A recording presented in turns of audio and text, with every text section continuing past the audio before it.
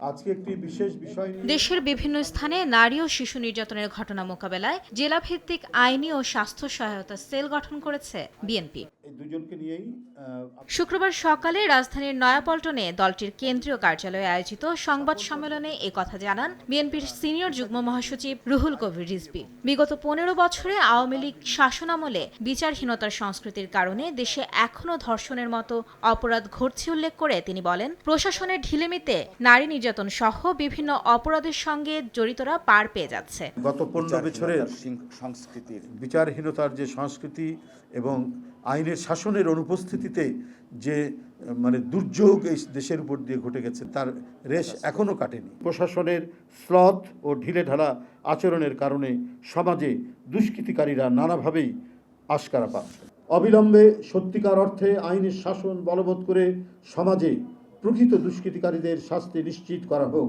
একই সময়ে বাংলাদেশের বিরুদ্ধে ভারতীয় অপতৎপরতা ও অপপ্রচার বন্ধের দাবিতে রাজধানীর প্রেস ক্লাবে প্রতিবাদ সভার আয়োজন করে বাংলাদেশ জাতীয় অধিকার আন্দোলন। এতে প্রধান অতিথির বক্তব্যে অন্তর্বর্তী সরকারের প্রতি নির্বাচন দেওয়ার আহ্বান জানিয়ে বিএনপি চেয়ারপারসনের উপদেষ্টা জয়নুল আবেদিন ফারুক বলেন, শেখ হাসিনা ও তার মন্ত্রী এমপিরা যেখানেই পালিয়ে থাকুক না কেন, বিএনপি সরকার গঠন করলে তাদের দেশে ফেরত এনে বিচার করা হবে।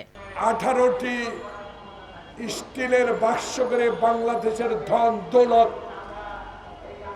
ডলার রুবেল সব নিয়ে গেছেন। আপনার চামচারা, আপনার নির্যাতনকারী মন্ত্রী এমপিরা বাংলাদেশের সকল সম্পদ লুট করে নিয়ে গেছে।